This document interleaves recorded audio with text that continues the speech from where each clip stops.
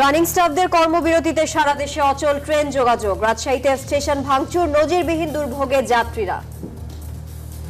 তারা যে অন্য ট্রান্সপোর্ট ইউজ করে তাদের ডেস্টিনেশনে যাবে, এটা তাদের পক্ষে সম্ভব না। সকালে 6টার সময় ট্রেন যাওয়ার কথা, এখন ট্রেন হলো বন্ধ। সিদ্ধান্ত ছাড়াই সমঝোতার বৈঠক শেষ। অর্থ বিভাগের সঙ্গে আবার করব।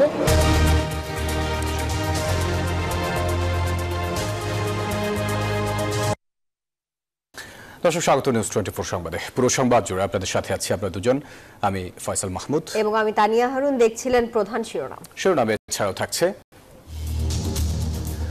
আন্দোলনরত ইবতেদায়ী শিক্ষকদের দাবি মেনে নিল সরকার। পর্যায়ক্রমে জাতীয়করণ হবে সব মাদ্রাসা, 7 কলেজের কর্মসূচি প্রত্যাহার। জনগণ বিচ্ছিন্ন হলেই 5 আগস্টের মত পরিণতি হবে, নেতাকর্মীদের সতর্ক করলেন তারেক রহমান। ভাবমূর্তি নষ্ট করলে কঠোর হবে বিএনপি। গ্রহণযোগ্য ভোট আয়োজনে সব ধরনের সহায়তার আশ্বাস ইউরোপীয় ইউনিয়নের। ডিসেম্বরকে টার্গেট করে নির্বাচনের প্রস্তুতি নিচ্ছে EC.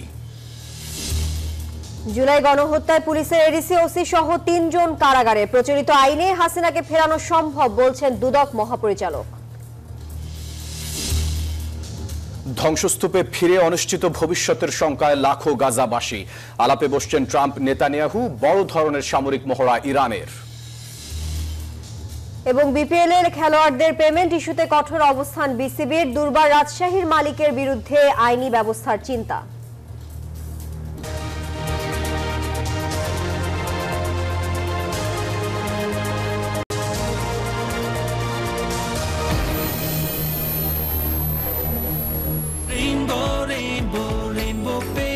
Rainbow Paints, the color of joy.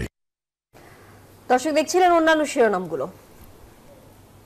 শব্দের আরেক নাম, একদম ইউনিক স্ট্রাকচারাল ডিজাইনের কসমিক ডো। এর ওয়াল থিকনেস ও রিপ থিকনেস বেশি থাকা থেকে 50 বছরেরও বেশি। কসমিক ডো, নিশ্চিন্তে 50 বছর। এবারে পুরো খবর। রেলওয়ে রানিং স্টাফদের কর্মবিরতিতে বন্ধ রাজধানী সহ সারা দেশের ট্রেন চলাচল। আর এতে করে যাত্রীরা পড়েছেন অন্তহীন ভোগান্তিতে। ট্রেন না চলায় রাজশাহী স্টেশনে স্টাফকে মারধর করেন যাত্রীরা, ভাঙচুর চালান তারা। এই ঘটনায় আহত হয়েছেন 2 জন স্টাফ। পরে সেখানে সেনাবাহিনীর সদস্যদের মোতায়েন করা হয়। রাজধানীর কমলাপুর স্টেশন থেকে ছেড়ে যায়নি কোনো ট্রেন। সকাল থেকে ট্রেন চলাচল বন্ধ হয়ে যাওয়ায় ভোগান্তিতে পড়েন যাত্রীরা। দুর্ভোগ কমাতে ট্রেনের টিকিট দিয়ে বাসে করে যাত্রী পাঠানোর চেষ্টা করে রেলওয়ে কর্তৃপক্ষ। ঢাকা কমলাপুর রেল স্টেশনে নেমে বলতেছে ট্রেন বন্ধ, কর্মবিরতি। এখানে আসে শুনতেছি যে নাকি রানিং স্টাফদের কর্মবিরতি। এটা একটা ঘোষণা দিতে পারতো যে ট্রেন বন্ধ, এটা ছাড়বে, কিন্তু এখনো কোনো। এদিকে ঢাকার বাইরে বিভিন্ন জেলার সাথে রেল যোগাযোগ বিচ্ছিন্ন থাকায় চরম দুর্ভোগে পড়েন যাত্রীরা। সকালে রাজশাহী স্টেশন থেকে কোনো ট্রেন না চলাচল করায় বিক্ষুব্ধ হয়ে স্টেশনে ভাঙচুর চালায় তারা। এ সময় 2 জন রেলওয়ে স্টাফ আহত হন। পরে সেনাবাহিনীর সদস্যরা পরিস্থিতি নিয়ন্ত্রণে আনেন। জিআরপি, আমাদের পার্শ্ববর্তী থানার পুলিশ এবং সেনাবাহিনী আসার পর আমাদের এখন পরিস্থিতি আমাদের শান্ত। প্রশাসন চেষ্টা করছে যে খুব দ্রুততার মাধ্যমে তাদের সাথে একটা সমাধানে এসে ট্রেন চালানোর বিষয় ইনশাআল্লাহ। সোমবার দিবাগত রাত 12টার পর চট্টগ্রাম রেল স্টেশনের সময়সূচি অনুযায়ী ট্রেনগুলোতে ওঠেনি চালক, গার্ড ও টিকিট চেকার পদকারী রানিং স্টাফরা। ফলে স্টেশন থেকে কোনো ট্রেন ছেড়ে যায়নি। 3/11/2021 সালে সরকারের ব্যয় সংকোচন নীতির নামে আমাদের সে 162 বছরের অধিকারকে ছিনিয়ে নিয়ে গেছে। রেলের যে আইন অনুযায়ী আমরা রেলের শুরু থেকে যে অধিকারগুলো পেয়ে আসছিলাম, এই অধিকারগুলো আমাদের অব্যাহত থাকবে। একই চিত্র বগুড়া, লালমনিরহাট, পাবনা ও সিলেট রেল স্টেশনের। আটকা পড়েন যাত্রীরা, ফলে চরম ভোগান্তিতে পড়েন তারা। বাধ্য হয়ে সড়ক পথে গন্তব্যে ছুটেছেন অনেকে। উদ্ভূত পরিস্থিতিতে নিরাপত্তা বাড়ানো হয় স্টেশনগুলোতে। সান্তাহারে যাওয়ার জন্য টিকিট কাটছি, আসে দেখি যে ট্রেন বন্ধ। 6:20 ট্রেন ছাড়ার কথা, বাট হচ্ছে এখন পর্যন্ত নাকি ট্রেন অফ, কিন্তু আমাদেরকে তো আগে জানানো হয়নি। হঠাৎ করে ট্রেন রাত 11টার সময় আমরা টিকিট কাটেছি। টিকিট কাটার পরে সকালে 6টার সময় ট্রেন যাওয়ার কথা, এখন ট্রেন হইলো বন্ধ। রানিং স্টাফদের নানা সুবিধা 2021 সালে এক প্রজ্ঞাপনের মাধ্যমে বন্ধ করে দেয় অর্থ মন্ত্রণালয়। এরপর থেকেই ধারাবাহিক আন্দোলন করছেন রানিং স্টাফরা। Desk report, news 24। রেলের রানিং স্টাফদের কর্মবিরতিতে অচল সারা দেশের ট্রেন চলাচল। দেখা দিয়েছে যাত্রীদের চরম ভোগান্তি। মূল বেতনের সঙ্গে রানিং অ্যালাউন্স যোগ করে পেনশন এবং আনুতোষিকের দাবি পূরণ না হওয়ায় এই কর্মসূচি চলছে। এদিকে সরকার বলছে যৌক্তিক দাবি মেনে নেওয়া হয়েছে, তবে সব দাবি মানা সম্ভব নয়। চিন্তার কোনো কারণ নাই। কমলাপুর রেল স্টেশনের পশ্চিম পাশে আমাদের পিআরটিসি গাড়ি দাঁড়ানো আছে। রাজধানীর কমলাপুর ট্রেন চলাচল বন্ধ হয়ে যাওয়ায় ভোগান্তি লাঘবে ট্রেনের টিকিট দিয়ে বাসে করে যাত্রী পাঠানোর চেষ্টা রেলওয়ে কর্তৃপক্ষের। তবে সঠিক যাত্রী সেবা না মেলায় অসন্তোষও কম না। আমি জামালপুর যাব, ট্রেন বন্ধ আমি জানি না। ঢাকা কমলাপুর রেল স্টেশনে নেমে বলতেছে ট্রেন বন্ধ, কর্মবিরতি। এখানে আসে শুনতেছি যে নাকি রানিং স্টাফদের কর্মবিরতি। এটা একটা ঘোষণা দিতে পারতো যে ট্রেন বন্ধ। এটা ছাড়বে, কিন্তু এখনো কোনো ডিসাইড করতেছে না যে যাবে কিনা। আমাদের কুষ্টিয়ার যাত্রী নাই, অল্প কয়েকজন যাত্রী হয়েছে, বাসের ড্রাইভার বাস নিয়ে যাবে না। অবস্থা যখন এমন, তখন শ্রমিকদের দাবি দেওয়ার বিষয়ে সরকার আলোচনার জন্য প্রস্তুত বলে সাংবাদিকদের জানান রেল উপদেষ্টা। আমাদের সঙ্গে আলোচনার দ্বার খোলা আছে, দরকার হলে আমরা অর্থ বিভাগের সঙ্গে আবার ইয়ে করব। দুঃখজনক যে এতগুলো যাত্রীকে জিম্মি করে এই ধরনের একটা কর্মসূচি দেওয়া। এরপর সচিবালয়ে এ বিষয়ে কথা বলেন অর্থ উপদেষ্টা। জানান রেল কর্মকর্তা কর্মচারীদের দাবি দেওয়ার বিষয়ে এখন আর কিছুই করার নেই। আমি তো আলাদা করে আমি রেলওয়ের ওদের জন্য বলবো যে তোমাদের জন্য আমি দেখলাম, কিন্তু ওরা যেটা বলেছে ওভারটাইমের ব্যাপার ছিল, ওদের যে ইস্যুটা সেটা আমরা সলভ করেছি। এমন জটিল অবস্থা মিটিয়ে দ্রুত যাত্রী সেবা নিশ্চিত করার দাবি সাধারণ মানুষের। মাহমুদ হাসান, নিউজ 24, ঢাকা। দর্শক, এই বিষয়ে আরো খবর জানাতে যুক্ত হচ্ছেন আমাদের সহকর্মীরা। শুরুতেই যাচ্ছি কমলাপুরে, সেখানে আছেন সহকর্মী জুবায়ের সানি। সানি, সারা দেশে তো ট্রেন চলাচল বন্ধ রয়েছে, আপনার ওখানে রেল স্টেশনে কি পরিস্থিতি দেখছেন, আর সাধারণ যাত্রী ও রেল কর্তৃপক্ষ কি বলছে? নিশ্চয়ই কথা বলেছেন তাদের সঙ্গে।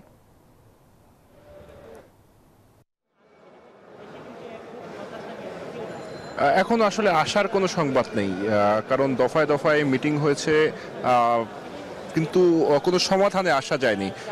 সর্বশেষ যেটি আপনি সংবাদে দেখাচ্ছিলেন, রেল সচিব এবং রেল উপদেষ্টার সঙ্গে তারা মিটিং করেছেন, সেখানে আসলে কোনো সমাধান আসেনি। কিন্তু আমরা ভিতরের কিছু তথ্য পাচ্ছি, সেখানে এখন পর্যন্ত বলা যায় যে সমাধানে আসার একটা চেষ্টা দুপক্ষ থেকে করা হচ্ছে, এবং সেটি আসলে কতটা আগাচ্ছে সেটি একটি বড় প্রশ্ন। কিন্তু সরকারের পক্ষ থেকে যে দাবিগুলো রয়েছে সেগুলো পুরোপুরি মানা সম্ভব নয়, এটি আসলে স্পষ্টভাবে জানিয়ে দেওয়া হয়েছে। কিন্তু যারা আন্দোলনকারীরা যেটি বলছেন যে তাদের যে দাবিগুলো মানা হবে সেগুলো যেন প্রজ্ঞাপন আকারে দেয়া হয়, তারপরে তারা সেইগুলো যে আন্দোলন সেটি প্রত্যাহার করবে। তো যেহেতু রেল চলাচল বন্ধ, সেহেতু কিন্তু বিপুল সংখ্যক প্রচুর যাত্রীরা কিন্তু এখানে এসেছেন, এবং আপনি যেমনটা সংবাদে দেখাচ্ছিলেন যে বাসের বিআরটিসি বাসের ব্যবস্থা করা হয়েছে, সেখানেও নানা অনিয়মের অভিযোগ যাত্রীরা করছেন। তারা বলছেন যে নির্দিষ্ট রুটের যে বাসগুলো সেগুলো তারা পাচ্ছেন না, অনেক সময় যাত্রী কম থাকে, সে বাসগুলো ছেড়ে যাচ্ছে না, এমন নানা ভোগান্তি কিন্তু আসলে বলা যায় যে এখন শুরু হয়েছে। এবং এটি আসলে কখন শেষ হবে, এই আন্দোলন কখন প্রত্যাহার করা হবে, কবে রেল চলাচল স্বাভাবিক হবে, সেটি এখন একটি বড় প্রশ্ন হয়ে দেখা দিয়েছে। তো আমার কাছে এই ছিল কমলাপুর থেকে সর্বশেষ অবস্থা। রাজশাহীতে মর্তুজা রয়েছেন, তার কাছ থেকে জানবো যে রাজশাহীর কি অবস্থা দেখছেন। মর্তুজা, জানাবেন। সানি আজ সকালে রাজশাহী রেল স্টেশনে বিক্ষুব্ধ জনতারা হামলা করলেও কিন্তু তারপরে সেনাবাহিনী পরিস্থিতির নিয়ন্ত্রণ নেয়, এবং এখন পর্যন্ত অবস্থা শান্ত রয়েছে। তবে রেল বন্ধ থাকায় কিন্তু সবচেয়ে ভোগান্তিতে পড়েছেন যাত্রীরা, যার মধ্যে সবচেয়ে বেশি ভোগান্তিতে পড়েছেন নিম্ন আয়ের মানুষ, বিশেষ করে যারা দূর দূরান্ত থেকে রাজশাহীতে চিকিৎসা সেবা নিতে আসেন এবং তারা কিন্তু রাতের ট্রেনে বাড়ি ফিরে যান। সেই সব যাত্রীরা কিন্তু এখন স্টেশনে থাকারই পরিকল্পনা নিচ্ছেন। অনেকেই কিন্তু স্টেশনে আমার সাথে কথা হয়েছে, তারা বলছেন যে বাড়ি ফেরার মতো এখন আর তাদের কোনো অবস্থা নেই। আর এর পাশাপাশি সব ধরনের যাত্রীরাই ভোগান্তিতে পড়েছেন, তারা এখন ট্রেনের টিকিট রেলওয়ে কাউন্টারে দিয়ে টাকা ফেরত নিচ্ছেন। আর তারা কিন্তু বলছেন যে পূর্ব ঘোষণা ছাড়া এইভাবে রেল বন্ধ করার ফলে কিন্তু তারা মারাত্মক ভোগান্তিতে পড়েছেন, এবং তারা চান যে দ্রুত এই অবস্থার অবসান হবে। আর আমরা রেলওয়ে স্টেশন কর্তৃপক্ষের সঙ্গে কথা বলেছি, তারা বলেছেন যে সমস্যা সমাধানে তারা ঢাকার সাথে যোগাযোগ রাখছেন, ঊর্ধ্বতন কর্মকর্তাদের সাথে তারা যোগাযোগ করছেন, কর্মবিরতি প্রত্যাহার হলে তাদের পূর্ণাঙ্গ প্রস্তুতি রয়েছে, তারা সাথে সাথেই গন্তব্যের উদ্দেশ্যে ট্রেন ছাড়তে পারবেন। আর আমরা রেলওয়ে নিরাপত্তা বাহিনী সহ আইন শৃঙ্খলা পরিস্থিতির সাথে বাহিনীর সাথে কথা বলেছি। তারা বলছেন যে রেলওয়ে স্টেশনের এখন আইন শৃঙ্খলা পরিস্থিতি একেবারেই শান্ত রয়েছে। তারপরে তাদের বাড়তি নজরদারি আছে, তারা প্রস্তুত রয়েছেন। কোনো ধরনের কোনো অপ্রীতিকর ঘটনা ঘটলে সাথে সাথে তারা পদক্ষেপ গ্রহণ করবেন। এই ছিল রাজশাহী রেল স্টেশন থেকে সর্বশেষ তানিয়া। মর্তুজা, আপনাকে ধন্যবাদ যুক্ত থাকার জন্য। ব্যাংক আরএফএল গ্যাস স্টোভ এর সায়েন্টিফিক নজল আর ব্রাশ বার্নার তাপকে সমানভাবে ছড়িয়ে খরচ বাঁচায় 25%। আরএফএল গ্যাস স্টোভ নিরাপদ ও গ্যাস সাশ্রয়ী। 304 ফুড গ্রেড স্টেইনলেস স্টিলে তৈরি, যা নিশ্চিত করে জংবিহীন সিঙ্কের আজীবন নিশ্চয়তা। আরএফএল কিচেন সিঙ্ক, স্বাস্থ্যকর কিচেনের চিরস্থায়ী সমাধান। সব স্বতন্ত্র ইবতেদায়ী মাদ্রাসা জাতীয়করণ করার সহ পর্যায়ক্রমে করা হবে এমপিওভুক্ত। শিক্ষক নেতাদের সঙ্গে সচিবালয় বৈঠক শেষে শাহবাগে এসে এ ঘোষণা দেন কারিগরি ও মাদ্রাসা শিক্ষা বিভাগের যুগ্ম সচিব SM মাসুদুল হক। এ সময় উল্লাসে ফেটে পড়েন টানা 10 দিন অবস্থান কর্মসূচিতে থাকা শিক্ষকরা।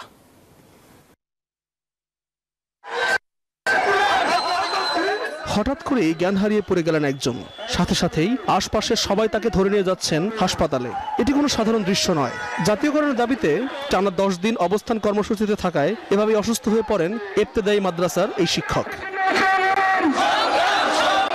স্বতন্ত্র ইবতেদায়ী মাদ্রাসা নিবন্ধন স্থগিতাদেশ 2008 প্রত্যাহার করা, স্বতন্ত্র ইবতেদায়ী মাদ্রাসার আলাদা নীতিমালা তৈরি সহ 6 দফা দাবিতে শাহবাগে চারুকলা অনুষদের সামনে টানা 3 দিন অবস্থান কর্মসূচি পালন করে আসছে তারা। এর আগে টানা 7 দিন অবস্থান নিয়েছিলেন জাতীয় প্রেস ক্লাবের সামনে। আমাদের শুধু ডাল ভাতের ব্যবস্থা করার জন্য আমরা এই প্রধান উপদেষ্টার কাছে দাবি নিয়ে এসেছি এবং আমাদের জাতীয়করণ যতক্ষণ ঘোষণা হবে না ততক্ষণ আমরা আমাদের আন্দোলন আমরা চালিয়ে যাব। পূর্ব ঘোষিত আলটিমেটামের বেঁধে দেওয়ার সময় শেষ হওয়ার আগেই সচিবালয়ে শিক্ষা মন্ত্রণালয়ের সঙ্গে বৈঠকে বসে আন্দোলনরত শিক্ষকদের একটি প্রতিনিধি দল। আমরা এর আগে বৈষম্য ছিলাম, এখন বাংলাদেশে তো বৈষম্য নাই, আমরা বৈষম্য থেকে বেরিয়ে আসতে চাই। এরপর মঙ্গলবার বিকেলে সচিবালয় থেকে শাহবাগে এসে সুসংবাদ দেয় প্রতিনিধি দলটি। বাংলাদেশের সকল ইবতেদায়ী মাদ্রাসা পর্যায়ক্রমে জাতীয়করণ করা হবে। এ সময় উচ্ছ্বাসে ফেটে পড়ে অবস্থান কর্মসূচিতে থাকা স্বতন্ত্র ইবতেদায়ী মাদ্রাসা শিক্ষকরা। আমরা অত্যন্ত আনন্দিত। আলহামদুলিল্লাহ, আমরা এই শিক্ষা অধিদপ্তরের খবর শুনে ধন্যবাদের শেষ নাই ভাই। ইবতেদায়ী মাদ্রাসা শিক্ষকরা বলছেন কেবল আশ্বাসই নয়, অচিরেই এই ঘোষণার বাস্তবায়ন দেখতে চায় তারা। আল মোহাইমিনুল খান, নিউজ 24, ঢাকা। বিজলি কেবলস যে কোনো স্থাপনার বৈদ্যুতিক সংযোগকে রাখে নিরাপদ। এর স্কিন কোটেড ইনসুলেশন সম্পূর্ণ ফায়ার রিটার্ডেন্ট, তাই বিজলি কেবলস নিজেই নিজেকে নেভায়। বিজলি কেবলস, নিরাপদ আজীবন। এদিকে সরকারের আশ্বাসে সব কর্মসূচি থেকে সরে এসেছে 7 কলেজের শিক্ষার্থীরা। তবে 15 দিনের মধ্যে আলাদা বিশ্ববিদ্যালয়ের রূপরেখা দেওয়ার আহ্বান তাদের। সচিবালয় স্বরাষ্ট্র উপদেষ্টার সাথে ঢাকা কলেজের ছাত্র প্রতিনিধি ও শিক্ষকদের সাথে বৈঠক শেষে এসব কথা জানান শিক্ষার্থীরা। একই সঙ্গে ঢাকা বিশ্ববিদ্যালয়ের শিক্ষার্থীদের ওপর কোনো আক্রোশ নেই বলেও জানায় তারা। আমি তোমাদেরকে বলেছি দুইজন আসতে। দীর্ঘদিন ধরেই ঢাকা বিশ্ববিদ্যালয়ের অধীনস্থ থেকে বের হওয়ার দাবি জানিয়ে আসছিলেন 7 কলেজের শিক্ষার্থীরা। রবিবার ঢাকা বিশ্ববিদ্যালয়ের প্রো ভিসির অসৌজন্যমূলক আচরণে আরও ফুঁসে ওঠে শিক্ষার্থীরা। ফলে দাবি রূপ নেয় রাজপথের আন্দোলনে। সেদিন সন্ধ্যা থেকেই প্রো ভিসির ক্ষমা চাওয়া সহ 5 দাবিতে সায়েন্স ল্যাব রাস্তা অবরোধ করে চলে আন্দোলন। রাতে ঢাবি শিক্ষার্থীদের সঙ্গে 7 কলেজের শিক্ষার্থীদের সংঘর্ষ, ধাওয়া পাল্টা ধাওয়ায় বাড়ে উৎকণ্ঠা। তবে ঢাকা বিশ্ববিদ্যালয় থেকে 7 কলেজকে আলাদা করার সিদ্ধান্তের পরও নানা দাবিতে আন্দোলনের হুঁশিয়ারি দেয় শিক্ষার্থীরা। শেষমেশ মঙ্গলবার দুপুরে সচিবালয়ে স্বরাষ্ট্র উপদেষ্টার সাথে বৈঠকে সরকারের আশ্বাসে সব কর্মসূচি থেকে সরে আসার ঘোষণা দেয় শিক্ষার্থীরা। তাদের যে কতগুলি দাবি ছিল এবং সমস্যা ছিল, এগুলি নিয়ে আমাদের পুঙ্খানুপুঙ্খানু আলাপ হয়েছে। সকলকে অভিনন্দন, তোমরা একটা নতুন বিশ্ববিদ্যালয় পাচ্ছ, এটা আসলে 100% সঠিক। একটি 7টি কলেজ নিয়ে একটি কাঠামো তৈরি হচ্ছে। একই সময় ঢাকা কলেজ অডিটোরিয়ামে রাজনৈতিক দলগুলোর ছাত্র প্রতিনিধি ও শিক্ষকদের সাথে বৈঠক করেন শিক্ষার্থীরা। এ সময় ঢাবির সাথে সৃষ্ট সংকট নিয়েও নিজেদের অবস্থান জানান তারা। এই ঘোষণা যেন 1.5 লক্ষ শিক্ষার্থীর জীবনকে মূলা ঝুলিয়ার মতো রাখা না হয়। আমরা দ্রুত সময়ের মধ্যেই আগামী 15 দিনের মধ্যে আমরা যেন একটা রূপরেখা চাই। ঢাকা বিশ্ববিদ্যালয়ের শিক্ষার্থী যারা আছে তাদের সাথে আমাদের কোনো প্রকার ব্যক্তিগত আক্রোশ নেই। শিক্ষার্থী হিসেবে আমরা তাদের কোনো প্রতিপক্ষ না, তারাও আমাদের প্রতিপক্ষ না। এ সময় বিশ্ববিদ্যালয় হলে বিসিএস ক্যাডার শিক্ষকদের বিষয়ে নীতিমালা করার আহ্বান জানান ঢাকা কলেজের অধ্যাপক AKM ইলিয়াস। সেগুলা নিরসনের জন্য আমাদের সবচেয়ে বেশি দরকার সে হলো আন্তঃযোগাযোগটা বাড়াইতে হবে, যাতে আমরা কোথায় বাধাবিঘ্ন না হয়। ক্লাস ও পরীক্ষা চলমান থাকবে বলেও জানান তিনি। মাসুদ সুমন, নিউজ 24, ঢাকা। জনগণ মুখ ফিরিয়ে নিলে পরিণতি হবে 5 আগস্টের মতো, নেতাকর্মীদের সতর্ক করে এমনটি বলেছেন বিএনপির ভারপ্রাপ্ত চেয়ারম্যান তারেক রহমান। জানান, জনগণই রাজনীতির প্রথম ও শেষ কথা, তাই যে কোনো ইস্যুতে জনগণকে আস্থায় রাখতে হবে, নিশ্চিত করতে হবে সাধারণ মানুষের মঙ্গল। মুসলমান, বৌদ্ধ, খ্রিস্টান রাষ্ট্র কাঠামো মেরামতে 31 দফা ও জনসম্পৃক্তি শীর্ষক কর্মশালার আয়োজন করে বিএনপির কেন্দ্রীয় প্রশিক্ষণ বিষয়ক কমিটি। এতে অংশ নেন সাতক্ষীরা, বাগেরহাট, খুলনা মহানগর ও জেলার নেতাকর্মীরা। ভার্চুয়ালি যুক্ত হয়ে নেতাকর্মীদের বিভিন্ন প্রশ্নের উত্তর দেন বিএনপির ভারপ্রাপ্ত চেয়ারম্যান তারেক রহমান। সমাপনী বক্তব্যে বলেন, 5 আগস্ট থেকে শিক্ষা নিয়ে মানুষের কল্যাণে রাজনীতি করতে হবে। জনগণের পাশে থাকতে হবে, জনগণের সঙ্গে থাকতে হবে, জনগণকে সঙ্গে রাখতে হবে। জনগণ থেকে যদি দূরে চলে যাই আমরা, ওই 5ই আগস্টের পরিণতি কিন্তু হবে। 5ই আগস্টের পরিণতি হবে। কাজে 5ই আগস্টের পরিণতি থেকে যদি বাইরে থাকতে হয়, যেই রাজনৈতিক দলকেই বাইরে থাকতে হোক না কেন, তাদেরকে জনগণের সাথে থাকতে হবে, জনগণকে সঙ্গে রাখতে হবে। তারেক রহমান বলেন, যারা দলের স্বার্থ পরিপন্থী কাজ করবে তাদের দায়িত্ব নেবে না বিএনপি। দলকে স্বার্থপর হতেই হবে। কোনো ব্যক্তির কারণে, কোনো নেতার কারণে, কোনো কর্মীর কারণে যদি মানুষের আস্থা নষ্ট হয়, তাকে আমরা ওন করতে পারবো না। বিকজ আমরা বহু ঝড় ঝঞ্ঝার ভিতর দিয়ে আজ এখানে এসে দাঁড়িয়েছি। দেশের মানুষ বিএনপিকে রাষ্ট্র ক্ষমতায় দেখতে চায় মন্তব্য করে তারেক রহমান বলেন, সামনে নির্বাচন হলে বিএনপির বিজয়ের সম্ভাবনা বেশি। মানুষ আমাদের উপর আস্থা রাখতে চাইছে, আমাদের উপরে, অর্থাৎ বাংলাদেশ জাতীয়তাবাদের উপরে। মানুষ অর্থাৎ দলমত নির্বিশেষ সাধারণ মানুষ যারা ভোটার এই দেশের, তারা বিএনপির উপরে আস্থা রাখতে চাইছে। বিএনপি ঘোষিত 31 দফার বার্তা মানুষের ঘরে ঘরে পৌঁছে দিতে নেতাকর্মীদের আহ্বান জানান দলের ভারপ্রাপ্ত চেয়ারম্যান। আপনাদেরকে ছোট ছোট কর্মসূচি গ্রহণ করতে হবে। সাইফুল ইসলাম, নিউজ 24। গ্রহণযোগ্য নির্বাচন আয়োজনে বাংলাদেশকে সব সহযোগিতা করবে ইউরোপীয় ইউনিয়ন, জানিয়েছেন ইউ রাষ্ট্রদূত মাইকেল মিলার। এদিকে সংস্কার কমিশনের সুপারিশে নির্বাচন কমিশনের স্বাধীনতা খর্ব হওয়ার শঙ্কায় সিইসি। মঙ্গলবার দুপুরে সাক্ষাৎ করেছেন দুইজন, পরে কথা বলেন সাংবাদিকদের সঙ্গে। চলতি বছরের মধ্যে জাতীয় নির্বাচন করার জোর প্রস্তুতি নিচ্ছে নির্বাচন কমিশন, আর এই নির্বাচনে সর্বাত্মক সহযোগিতার আশ্বাস দিল ইউরোপীয় ইউনিয়ন।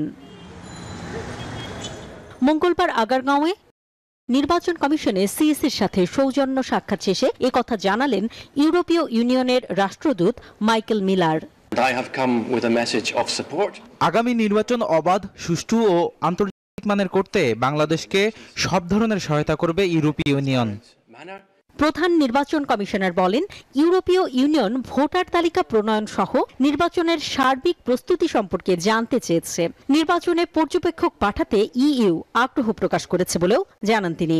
একদম আশ্বস্ত করেছি, বিকজ আমরা তো সর্বশক্তি নিয়োগ করেছি to ensure a free, fair and credible election. Election হলে ওনারা চাচ্ছেন যে অবজারভার হতে ইউরোপিয়ান অবজারভার হিসেবে ওনারা আগ্রহ প্রকাশ করেছেন। সিইসি বলেন, সংস্কারের জন্য কম সময় পাওয়া যাচ্ছে। সংস্কার কমিশনের সব প্রস্তাব বাস্তবায়িত হলে নির্বাচন কমিশনের স্বাধীনতা খর্ব হবে। বলেন, ইসির স্বাধীনতা অক্ষুণ্ণ রাখতে ইইউ একমত। ওনারা একটু ইয়ে করতেছে যে টাইমটা একটু কম হয়ে যাচ্ছে মনে করতেছে রিফর্মের জন্য। মানে আমরা কোনো ইসির স্বাধীনতা কম্প্রোমাইজড হোক, এটা আমরা চাই না। এই কথাটা ওনাদেরকে আমরা জানিয়েছি, তারা অ্যাপ্রিশিয়েট করছে, বলে যে আমরা বিশ্বাস করি ইসি শুড বি ইন্ডিপেন্ডেন্ট। এদিকে দুপুরে অতিরিক্ত সচিবের সঙ্গে সাক্ষাৎ করতে আসেন ইউরোপীয় ইউনিয়নের দুইজন গণতন্ত্র বিশেষজ্ঞ। বিশ্বাস, নিউজ 24, ঢাকা। ডিসেম্বরকে সামনে রেখে জাতীয় নির্বাচনের প্রস্তুতি সম্পন্ন করা হচ্ছে, এমনটি জানিয়েছেন নির্বাচন কমিশনার আবুল ফজল মোহাম্মদ সানাউল্লাহ। মঙ্গলবার সকালে ঠাকুরগাঁওয়ে ভোটার তালিকা হালনাগাদ 2025 উপলক্ষে এক মত বিনিময় সভায় তিনি একথা জানান। ডিসেম্বরকে সামনে রেখে আমাদের প্রস্তুতি সম্পন্ন করছি। মাঠ পর্যায়ে যারা দায়িত্ব পালন করবেন তারা যেন পেশাদারিত্বের সাথে নিরপেক্ষতার সাথে দায়িত্ব পালন করেন। হলি আর্টিসানের জঙ্গি হামলা নিয়ে তৈরি বিতর্কিত সিনেমা ফারাজ 2020 এবং 2021 সালে এই সিনেমা নির্মাণের আড়ালে ট্রান্সকম গ্রুপ ভারতে পাচার করে প্রায় 73 কোটি টাকা। বাংলাদেশ ব্যাংকের তথ্য উপাত্ত বিশ্লেষণ করে দেখা যায় এই সিনেমা প্রযোজনার জন্য কোনো ধরনের অনুমতি ছাড়াই ভারতে অর্থ ব্যয় করেন ট্রান্সকম গ্রুপের চেয়ারম্যান সিমিন রহমান। তবে এই ব্যয়কৃত অর্থের কোনো নথি রাখেনি ট্রান্সকম গ্রুপ। সম্প্রতি সিআইডির প্রাথমিক অনুসন্ধানে বেরিয়ে এসেছে এমন চাঞ্চল্যকর তথ্য। বিস্তারিত ডেস্ক রিপোর্টে। ফারাজ নামের এক সিনেমা নির্মাণেই ভারতে অন্তত 73 কোটি টাকা পাচার করেছে ট্রান্সকম গ্রুপ। মানি লন্ডারিং বিষয়ে সিআইডির প্রাথমিক অনুসন্ধানে উঠে এসেছে 2020 এবং 2021 সালে ব্যয় করা হয় এই অর্থ। তবে বাংলাদেশ ব্যাংকের তথ্য উপাত্ত বিশ্লেষণ করে দেখা যায় ট্রান্সকম গ্রুপ ভারতে এই সিনেমা প্রযোজনার জন্য কোনো টাকা পাঠানোর অনুমতি গ্রহণ করেনি। এমনকি ট্রান্সকম গ্রুপের নথিপত্রেও এ ধরনের কোনো প্রকল্পের কথা উল্লেখ নেই। 1 জুলাই 2016 গুলশানের হোলি আর্টিজান বেকারিতে ঘটে যাওয়া ভয়াবহ জঙ্গি হামলায় প্রাণ হারান অন্তত 22 জন, যার মধ্যে ছিলেন বিদেশি নাগরিকও। এই ঘটনায় পুরো দেশ স্তম্ভিত হয়ে যায়। তবে এই ট্র্যাজেডির আড়ালে ধীরে ধীরে মূল ফোকাসে চলে আসে এক রহস্যজনক চরিত্র, যাকে দেশের মানুষের কাছে বীর প্রমাণ করতেই সাজানো হয় কোটি টাকার মহাযজ্ঞ। ট্রান্সকম গ্রুপের সিইও সিমিন রহমানের ছেলে ফারাজ হোলি আর্টিজানের সে হামলার সময় সেখানে উপস্থিত ছিলেন এবং জঙ্গিদের হাতে নিহতও হন তিনি। কিন্তু তার মৃত্যু নিয়ে তৈরি হয় অন্যরকম পরিকল্পনা। একাধিক তথ্য উপাত্ত বিশ্লেষণ করে পাওয়া যায় ফারাজ ছিলেন জঙ্গিদেরই সহযোগী। কিন্তু ঘটনার পরপরই ট্রান্সকম গ্রুপের সিমিন রহমান জঙ্গি ছেলেকে নিয়ে শুরু করেন সাজানো নাটক। বিপুল অর্থ ঢেলে জঙ্গি ছেলেকে বীর বানানোর প্রকল্প হাতে নেন তিনি। তৎকালীন স্বৈরাচার সরকারের সাথে যোগসাজশের মাধ্যমে ফারাজ যে একজন জঙ্গি হিসেবে ওখানে নিহত হয়েছিলেন এই তথ্যটি গোপন করা হয়। প্রথম আলোর সম্পাদক মতিউর রহমান ও ডেইলি স্টারের সম্পাদক মাহফুজ আনামের পরামর্শে ফারাজকে নায়ক বানানোর জন্য প্রথম সারির সংবাদ মাধ্যমে অনুসন্ধানী প্রতিবেদন তৈরি করে প্রচারও করা হয়। কিন্তু তাতেও ক্ষান্ত হননি সিমিন রহমান। ছেলেকে জঙ্গিদের সহযোগী খেতাব থেকে আড়াল করে সেলিব্রিটি বানানোর চেষ্টা শুরু করেন তিনি। এরপর বাংলাদেশের অন্তত 2 জন চলচ্চিত্র পরিচালকের সঙ্গে এ নিয়ে কথা বলেন সিমিন রহমান। বিপুল পরিমাণ অর্থের প্রলোভন দেখিয়ে তাদের এ বিষয়ে সিনেমা নির্মাণের জন্য অনুরোধ করেন। কিন্তু বাংলাদেশের সেই 2 পরিচালক রাজি না হলে ভারতে যান সিমিন রহমান। মতিউর রহমান, মাহফুজ আনাম ও আনিসুল হকের নেতৃত্বে একটি বাছাই প্রক্রিয়ার মাধ্যমে সর্বসম্মতভাবে হানসাল মেহতাকে পরিচালক করার সিদ্ধান্ত নেওয়া হয়।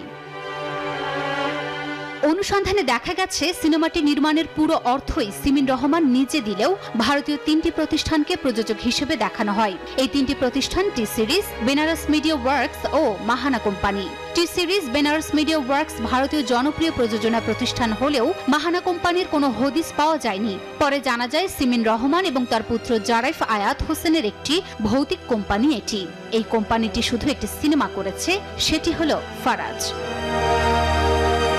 2022 সালে মুক্তিপ্রাপ্ত বিতর্কিত এই সিনেমা নির্মাণের সব টাকাই দিয়েছে ট্রান্সকম গ্রুপ ও সিমিন রহমান। ফিল্মফেয়ার পত্রিকাকে দেয়া এক সাক্ষাৎকারে এই বিস্ফোরক তথ্য দিয়েছেন সিনেমাটির পরিচালক হানসাল মেহতা। এটি একটি ফরমাইশি সিনেমা। পরিচালক হানসাল মেহতা দাবি করেন সিনেমার পরিকল্পনা, পাণ্ডুলিপি সবই দিয়েছেন সিমিন রহমান। সিআইডির একটি সূত্র বলছে শুধু ফারাজ নির্মাণই নয়, প্রথম আলো, ডেইলি স্টারের আরেকটি প্রতিষ্ঠান ওটিটি প্ল্যাটফর্ম চরকিও তৈরি হয়েছে ভারতের সঙ্গে যৌথভাবে। গোয়েন্দা সংস্থাগুলো প্রাথমিকভাবে ধারণা করছে চরকির মাধ্যমেও বিপুল অর্থ পাচার করা হয়েছে। এসব ছাড়াও ট্রান্সকম গ্রুপের মালিক সিমিন রহমানের বিরুদ্ধে একাধিক দেশে বিপুল অর্থ পাচারের অভিযোগ উঠেছে। ইতিমধ্যে অনেক দেশেই সে সকল অভিযোগে তদন্ত শুরু হয়েছে। সরকারের পাশাপাশি আন্তর্জাতিক আর্থিক প্রতিষ্ঠানগুলো বিষয়টি গভীরভাবে তদন্ত করছে বলে জানা গেছে। Desk report, news 24। নিশ্চয় সংবাদে বিরতি নিচ্ছি, ফিরছি আরো খবর নিয়ে, সাথেই থাকুন।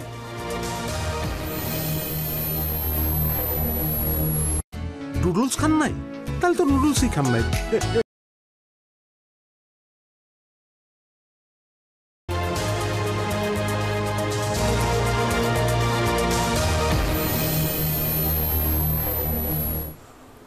আবার স্বাগত, দেখছেন নিশ্চয় সংবাদ।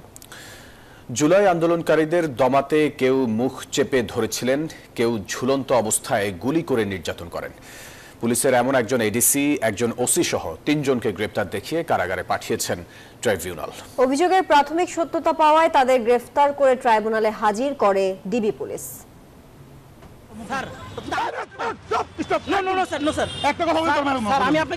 শেখ হাসিনা সরকার পতনের মাত্র 6 দিন আগের দৃশ্য এটি। বৈষম্য বিরোধী আন্দোলনের এক শিক্ষার্থীকে নিবৃত্ত করতে মুখ চেপে ধরে টেনে হিচড়ে নিয়ে যেতে দেখা যায় 2 পুলিশ সদস্যকে, যার নেতৃত্বে ছিলেন শাহবাগ থানার সাবেক ওসি আরশাদ হোসেন। যে ভিডিওটি মুহূর্তেই ভাইরাল হয় সামাজিক যোগাযোগ মাধ্যমে, বৃদ্ধি পায় আন্দোলনের গতি। এছাড়া 19 জুলাই রামপুরের মেরাদিয়ায় নির্মাণাধীন ভবনের কার্নিশে ঝুলে থাকা এক কিশোরকে গুলি করা এসআই চঞ্চল ও তৎকালীন মিরপুরের এডিসি মইনুল ইসলামকেও হাজির করা হয় ট্রাইব্যুনালে। এই 3 জনকে গ্রেপ্তার দেখিয়ে কারাগারে পাঠানোর নির্দেশ দিয়েছেন আদালত। মিরপুরের দায়িত্ব ছিল, মিরপুরে আপনারা জানেন অনেক অকারেন্স হয়েছে। এই এডিসি মইনুল এডিসি হিসেবে তখন directly he was involved in the occurrence. ওই সময়, ঘটনার সময় তিনি মিরপুরের এডিসি দায়িত্বে ছিলেন। আগামী 23 ফেব্রুয়ারি ও 24 মার্চ এই 3 জনের বিষয়ে পরবর্তী শুনানির দিন ধার্য করেছেন ট্রাইব্যুনাল। 3 জন আসামিকেই গতকালকের জারিকৃত ওয়ারেন্ট মূলে গ্রেফতার করে আজকে ট্রাইব্যুনালে হাজির করা হয়েছে। এই 3 জন আসামিকেই ট্রাইব্যুনাল একটি আদেশের মাধ্যমে কারাগারে প্রেরণের নির্দেশ দিয়েছেন। মানবতাবিরোধী অপরাধে গ্রেপ্তারকৃত পুলিশ কর্মকর্তারা হলেন মিরপুর জোনের এডিসি মোহাম্মদ মইনুল ইসলাম, বরখাস্ত হওয়া শাহবাগ থানার সাবেক ওসি আরশাদ হোসেন ও এএসআই চঞ্চল চন্দ্র সরকার।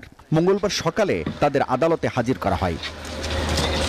হাবিবুল ইসলাম হাবিব, নিউজ 24, ঢাকা। আমি এই চেয়ারে বসবো না। বাচ্চু ভাই, এই চেয়ারকে ভয় পেও না। ডেন্টিস্টের পরামর্শে নাও নতুন কোলগেট অ্যাক্টিভ সোল, যা দাঁতের সমস্যা শুরু হওয়া মাত্রই থামিয়ে দেয়। না থাকবে ব্যথা, না থাকবে ভয়। দেশের প্রচলিত আইনেই দেশ ছেড়ে পালানো সাবেক প্রধানমন্ত্রী শেখ হাসিনাকে ফেরানো সম্ভব বলে মনে করেন দুদক মহাপরিচালক আক্তার হোসেন। এছাড়াও সাবেক এমপি নুরুন্নবী চৌধুরী শাওনের বিরুদ্ধে দুর্নীতির অভিযোগে মামলা করেছে সংস্থাটি। টাকা আত্মসাতের অভিযোগে মামলা হয়েছে এস আলম পরিবারের 2 সদস্য সহ 52 জনের বিরুদ্ধেও। ফ্যাসিবাদের তকমা নিয়ে ছাত্র জনতার অভ্যুত্থানের মুখে গেল বছরের 5 আগস্ট দেশ ছেড়ে পালিয়ে ভারতে আশ্রয় নেন সাবেক প্রধানমন্ত্রী শেখ হাসিনা। পরে অন্তর্বর্তী সরকার গঠনের পর গত 15 বছরের শেখ হাসিনার দুর্নীতি ও অপকর্মের চিত্রগুলো একে একে বেরিয়ে আসতে থাকে। দুর্নীতির অভিযোগে সাবেক এই প্রধানমন্ত্রীর বিরুদ্ধে ইতিমধ্যে 6টি মামলা করেছে দুদক। অনুসন্ধান চলছে একাধিক মেগা প্রকল্পের দুর্নীতির বিষয়েও। এমন অবস্থায় মঙ্গলবার দুপুরে দুদকের ব্রিফিংয়ে শেখ হাসিনাকে দেশে ফিরিয়ে এনে বিচার প্রক্রিয়া শুরু করা কতটা সম্ভব তা জানালেন সংস্থাটির মহাপরিচালক। আমাদের সরকার এবং বিভিন্ন আইন প্রয়োগকারী সংস্থা সহ দুর্নীতি দমন কমিশন এই বিষয়ে কাজ করছেন।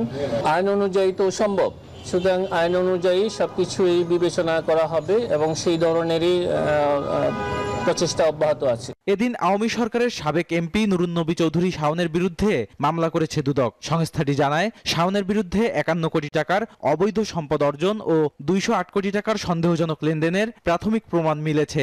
এছাড়া তার স্ত্রী ফারজানা চৌধুরীর সম্পদ বিবরণীও চেয়েছে দুদক।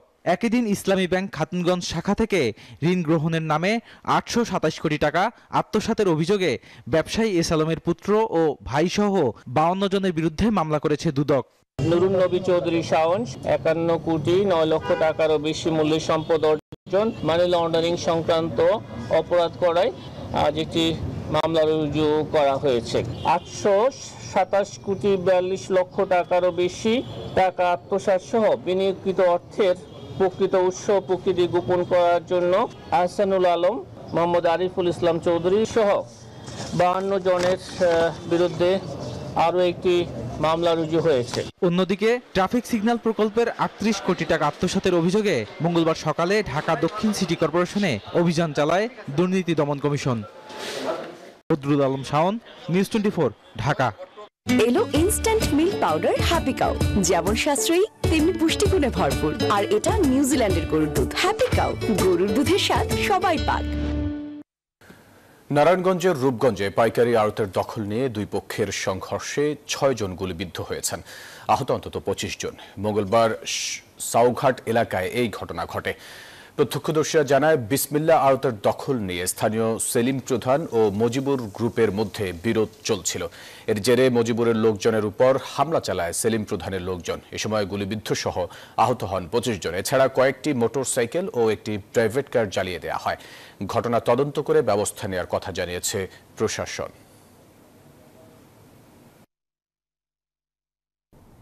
মোহাম্মদপুরের লাউতলা খাল থেকে পরিত্যক্ত অবস্থায় বিভিন্ন ধরনের 7টি তাজা গ্রেনেড উদ্ধার করেছে সেনাবাহিনী। মঙ্গলবার দুপুরে বসিলা ক্যাম্পের সেনা সদস্যরা অভিযান চালিয়ে একটি হ্যান্ড গ্রেনেড, 3টি সাউন্ড গ্রেনেড ও 3টি স্মোক গ্রেনেড উদ্ধার করেন।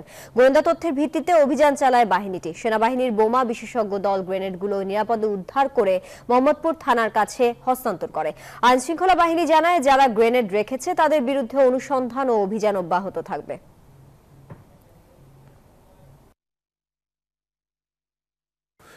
এই পর্যায়ে সময় হলো আরো একটা বিরতির। সাথেই থাকুন।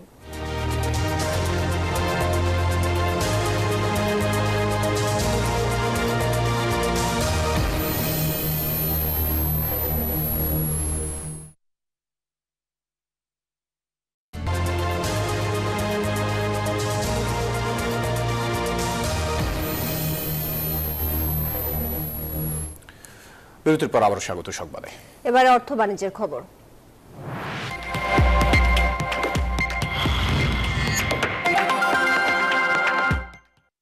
রোজায় পণ্য সরবরাহের ঘাটতি এড়াতে চাল, চিনি, ডাল সহ প্রয়োজনীয় পণ্য আমদানির সিদ্ধান্ত নিয়েছে সরকার। এর ফলে রমজানের নিত্য পণ্যের কোনো ঘাটতি হবে না বলে আশা করছে সরকার। মঙ্গলবার ক্রয় সংক্রান্ত উপদেষ্টা পরিষদের বৈঠক শেষে এসব জানান অর্থ উপদেষ্টা ডক্টর সালেউদ্দিন আহমেদ। বলেন, সরকারি কর্মকর্তা কর্মচারীদের মহার্ঘ ভাতা দেয়া বা না দেওয়ার বিষয়ে এখনো কোনো সিদ্ধান্ত হয়নি। রেলওয়ে রানিং স্টাফদের আন্দোলন প্রসঙ্গে অর্থ উপদেষ্টা জানান, যৌক্তিক দাবি দাওয়া যা ছিল সেগুলো মেনে নেওয়া হয়েছে আগেই। এখন নতুন দাবি পূরণ করা সরকারের পক্ষে কঠিন। এবার আন্তর্জাতিক সংবাদ।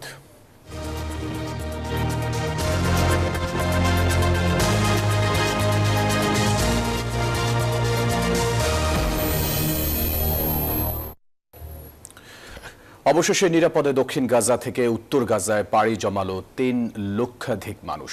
তবে বাড়ি ফিরে ধ্বংসস্তূপ ছাড়া কিছুই খুঁজে পাচ্ছে না তারা।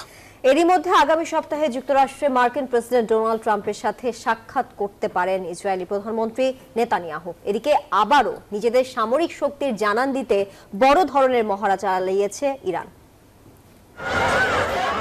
দীর্ঘ সময় রক্তপাতের পর মিলেছে সাময়িক শান্তি। গাজার উত্তরাঞ্চলের দিকে ছুটে চলছেন লাখ লাখ মানুষ। এরই মধ্যে প্রায় 3 লক্ষাধিক মানুষ উত্তর গাজায় ফিরেছে। গাজা কর্তৃপক্ষ নিশ্চিত করেছে এ তথ্য। তবে দীর্ঘ সময় পর বাড়ি ফিরে ধ্বংসস্তূপ ছাড়া কিছুই পাচ্ছে না বাসিন্দারা। ভবিষ্যৎ নিয়েও সন্দিহান সিংহভাগ গাজাবাসী। তবুও নিজ ভূখণ্ডে পা রাখতে পেরেই অনেকে ফেলছেন স্বস্তির নিঃশ্বাস। এটা এক অবর্ণনীয় অনুভূতি। সৃষ্টিকর্তাকে ধন্যবাদ যে আমরা আমাদের জন্মভূমিতে ফিরে যেতে পারছি। গত 10 মাসেরও বেশি সময় ধরে নানা ধরনের কষ্ট সহ্য করেছি। গাজার প্রতিটি জায়গা গল্প ধারণ করেছে আমাদের, আর প্রতিটি গল্পই দুঃখ ও যন্ত্রণায় ভরা। এরই মধ্যে সোমবার 3টি ইসরায়েলি ও মার্কিন সূত্রের বরাতে এক্সিওস জানিয়েছে, আগামী সপ্তাহে যুক্তরাষ্ট্রের ওয়াশিংটনে মার্কিন প্রেসিডেন্ট ডোনাল্ড ট্রাম্পের সাথে বৈঠকের পরিকল্পনা রয়েছে ইসরায়েলি প্রধানমন্ত্রী বেনিয়ামিন নেতানিয়াহুর। এদিকে নিজেদের শতাধিক হেলিকপ্টার, সাজোয়া যান ও ড্রোন নিয়ে রোববার বড় ধরনের সামরিক মহড়া চালিয়েছে ইরান। দেশের নিরাপত্তা ও স্থিতিশীলতা নিশ্চিত করতে বাহিনীর প্রস্তুতি বাড়ানোই এই মহড়ার উদ্দেশ্য বলে জানিয়েছে ইরানের সামরিক বাহিনী। Desk report, news 24। আরো একটা বিরতির সময় হলো, সাথে থাকুন।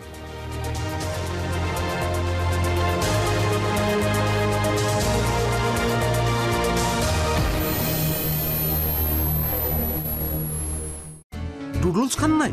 তাহলে তো নুডলসই খান নাই।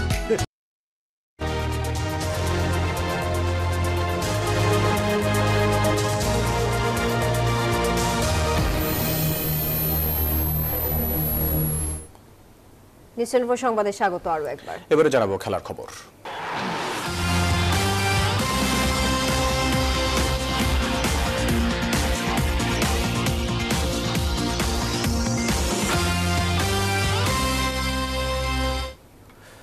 খেলোয়াড়দের পেমেন্ট ইস্যুতে দুর্বার রাজশাহীর মালিক শফিকুর রহমানের বিরুদ্ধে আইনি ব্যবস্থা নিতে যাচ্ছে বিসিবি। যারা ক্রিকেটারদের অর্থ ঠিকমতো দিতে পারে না তারা কেন বিপিএল এর দল কেনে সেই প্রশ্ন রেখেছেন পরিচালক আকরাম খান। মঙ্গলবার দুপুরে নিউজ 24 কে এসব কথা জানান তিনি। সাক্ষাৎকারটি নিয়েছেন সহকর্মী শুভ দেবনাথ। আলোচনার বিপিএল এখন পরিণত হয়েছে সমালোচনায়। দুর্বার রাজশাহীর পেমেন্ট ইস্যু নিয়ে সমালোচনা বেড়েছে বহু গুণে। প্রতি বছরই এমন ঘটনায় ক্রিকেটারদের স্বার্থ নষ্ট হয় বলে মনে করেন দেশ বিদেশের ক্রিকেট সংশ্লিষ্টরা।